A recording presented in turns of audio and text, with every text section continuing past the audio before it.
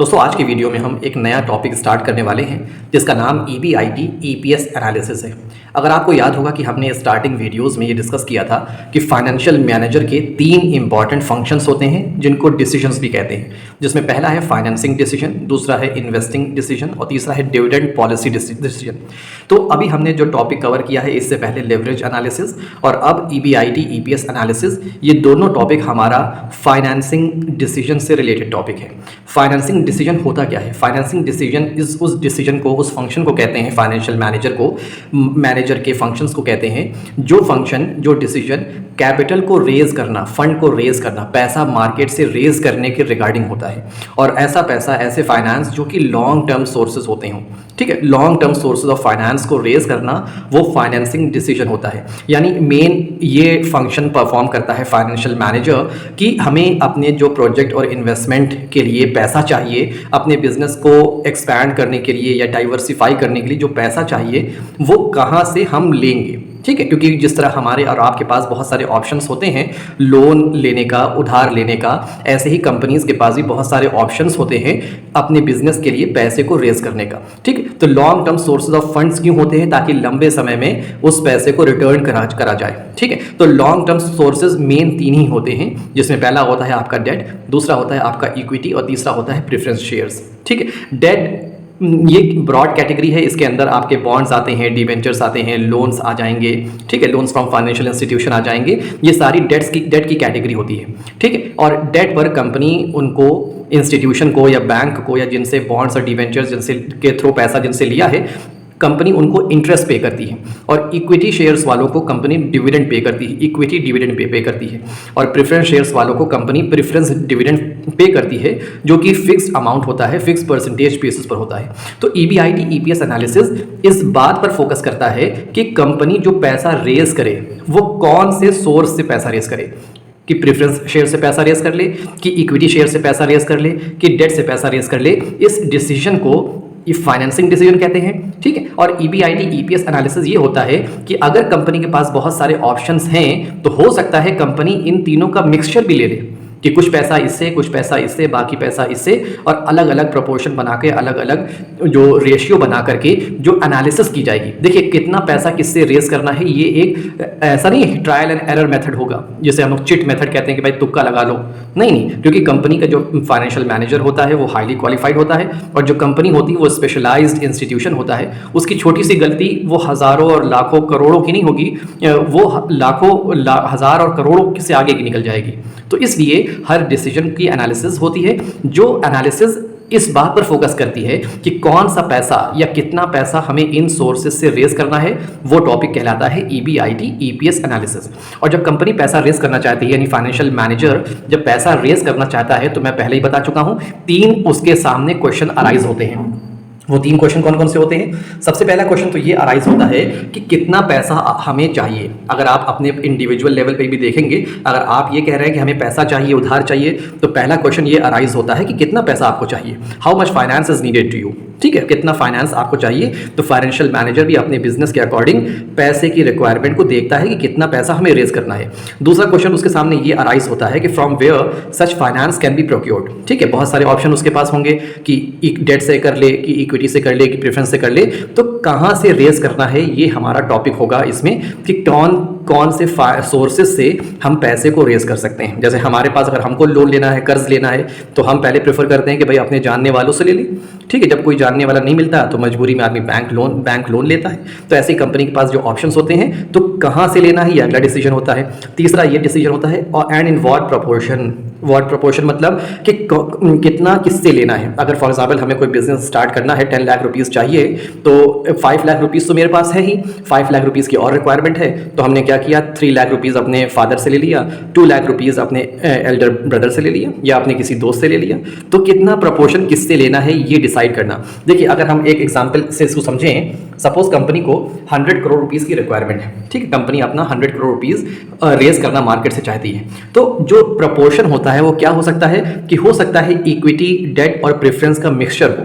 इसी को capital structure बोलते हैं। वो आगे आप नेक्स्ट टॉपिक में, अगले टॉपिक में पढ़ेंगे कि कैपिटल स्ट्रक्चर क्या होता है। जो 100 करोड़ रुपीस आपको चाहिए, ये 100 करोड़ रुपीस कैसे कॉन्स्टिट्यूट करेगा, कैसे कैसे मिलेगा। अगर ये वाला 100 करोड़ रुपीस चाहिए और ये प्रपोर्शन हमारे पास है, इसका क्या मतलब है कि 60 करोड़ रुपीस हमें इक्विटी शेयर से मिल जाएगा, 25 करोड़ रुपीस हमें डेट और डिबेंचर्स या बॉन्ड्स के थ्रू मिलेगा एंड 15 करोड़ रुपीस हमें प्रेफरेंस शेयर्स के थ्रू मिल जाएगा। तो इस जो स्ट्रक्चर होता है ना कि पैसा कितना पैसा कौन से सोर्स से आ रहा है, इसको हम कैपिटल स्ट्रक्चर बोलते हैं।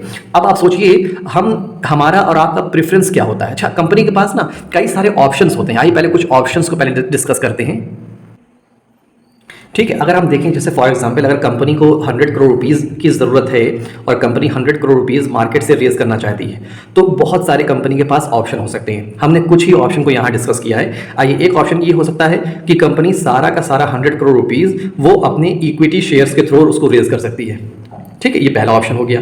दूसरा ऑप्शन हो सकता है कि 50 करोड़ इक्विटी से रेज कर ले and 50 crore from preference share से रेज कर ले, दूसरा ऑप्शन हो गया।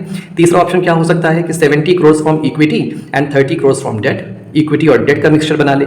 चौथा ऑप्शन हो सकता है कि 50 crore from equity, 15 crore from preference and 35 crore from debt. तो ऐसे भी 100 करोड़ बन सकता है। तो इसी को ना कैपिटल स्ट्रक्चर बोलते हैं। अब आप कहेंगे सर हम कैपिटल स्ट्रक्चर की बात क्यों कर रहे हैं, हमें तो पढ़ना है EBIT EPS एनालिसिस। अब आप सोचिए कि जो कंपनी के पास अगर ये 4 ऑप्शन हैं, कंपनी कौन से ऑप्शन को चूज करेगी, ये कैसे डिसाइड होगा? ये डिसाइड होगा EBIT EPS एनालिसिस के थ्रू। कैसे डिसाइड होगा?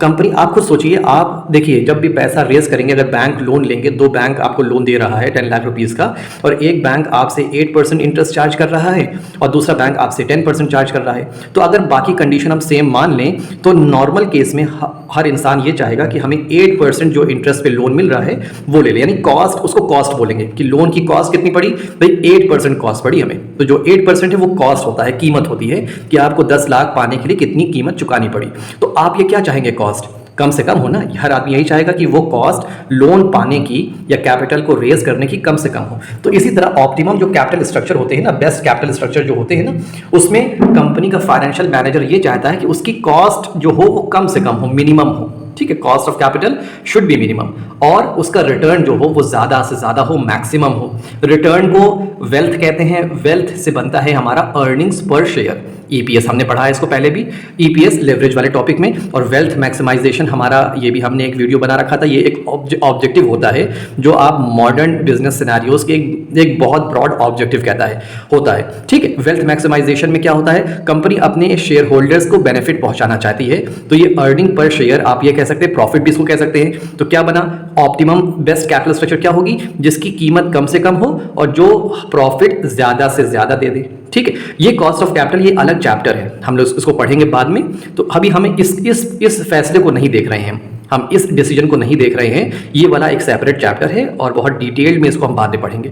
अभी हमें क्या देखना है कि जो वेल्थ है जिसको रिप्रेजेंट किया जाता है अर्निंग्स पर शेयर EPS के थ्रू, वो मैक्सिमम हो। जब इस वाले टॉपिक को हम पढ़ने जा रहे हैं कि कैपिटल स्ट्रक्चर कौन सा ऑप्टिमम होगा, जिसकी कॉस्ट कम से कम हो, जिसका EPS ज्यादा से ज्यादा हो। कॉस्ट वाला चैप्टर पूरा एक सेपरेट चैप्टर है, उसको हम बाद में पढ़ेंगे। और EPS वाला जो आपका टॉपिक है ना कि EPS मैक्सिमाइज हो, उसी को EBIT EPS एनालिसिस बोलते हैं, ठीक है। अब इसमें आपको क्या होगा, इसमें आपके पास कई सारे प्लान्स होंगे, जैसे हमने ऊपर प्लान लिखा ना, प्लान ए, क्या क्या ऑप्शन कंपनी के पास है 100 करोड़ रेज करने के, ऐसे ही कंपनी के पास कई सारे ऑप्शंस होंगे। अभी इस वाले टॉपिक को आप छोड़िए, ये टॉपिक अभी हम नहीं कर रहे हैं, अभी हम ये वाला टॉपिक कर रहे हैं, EBIT EPS एनालिसिस। आपके पास कई सारे ऑप्शन होंगे, क्या 100 करोड़ कंपनी को रेज करना है, ऑप्शन ए ये कहता है, ऑप्शन बी ये है कंपनी के पास, ऑप्शन सी ये है, ऑप्शन डी ये है।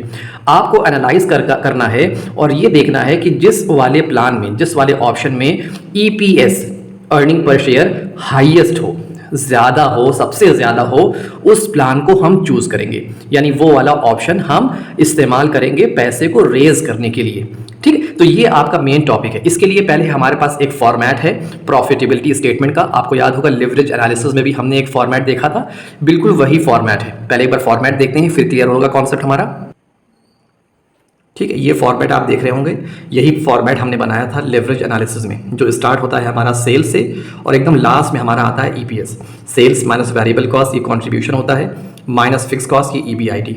लेवरेज एनालिसिस में शुरुआत होती थी सेल्स से, ठीक है। ईबीआईटी ईपीएस एनालिसिस में आपकी शुरुआत जो होगी वो ईबीआईटी से होगी। तो आपको ये ना सेल्स दी होगी, ना वेरिएबल कॉस्ट, ना कंट्रीब्यूशन, ना फिक्स कॉस्ट ना ही दी होगी, ना ही आपको कैलकुलेट करना है। आपको ईबीआईटी क्वेश्चन में दिया होगा, आपको जो उसके बाद वाली जो चीज़ें हैं ना वो सारी चीज़ कैलकुलेट करनी पड़ेगी और फाइंड आउट करनी पड़ेगी। एक बार पूरा फॉर्मेट इंटरेस्ट ईबीआईटी से देखिए कैसे रहेगा कि आपको ईबीआईटी दिया रहेगा, उसमें इंटरेस्ट आपको लेस करना है तो आपका ईबीटी आ जाएगा, अर्निंग बिफोर टैक्सेस। उसमें टैक्स लेस करेंगे तो आपको आ जाएगा अर्निंग्स आफ्टर टैक्स, जिसको प्रॉफिट आफ्टर टैक्स भी बोलते हैं। उसमें प्रेफरेंस डिविडेंड लेस कर देंगे तो earnings available to equity share holders, EAESH हमने शॉर्ट फॉर्म बना लिया है, उसको डिवाइड कर देंगे नंबर ऑफ इक्विटी शेयर से तो आपको ईपीएस आ जाएगा। ये सिर्फ एक पर्टिकुलर से एक प्लान होगा, ऐसे ही दूसरा प्लान होगा, ऐसे ही तीसरा और ऐसे ही चौथा प्लान होगा। जिस प्लान का ईपीएस सबसे ज़्यादा होगा उस प्लान को हम चूज़ करेंगे, बाकी प्लान्स को रिजेक्ट कर देंगे, ठीक है। तो आप ये फॉर्मेट याद कर लीजिए, ईबीआईटी से स्टार्ट होके ईपीएस तक जाएगा, ठीक है। तो अगर आपने लेवरेज एनालिसिस अच्छे से पढ़ा है तो ये टॉपिक बहुत ही ज़्यादा इजी होने वाला है, ठीक है। तो नेक्स्ट वीडियो में कोशिश करेंगे कुछ न्यूमेरिकल सॉल्व करेंगे। अभी तो उसमें कुछ बेसिक कॉन्सेप्ट की बात थी, अगले वीडियो में कुछ न्यूमेरिकल सॉल्व करने की करेंगे, तब आपको ये चीज़ें बहुत आसानी से क्लियर हो जाएगी। ओके, मिलते हैं नेक्स्ट वीडियो में, तब तक के लिए थैंक यू।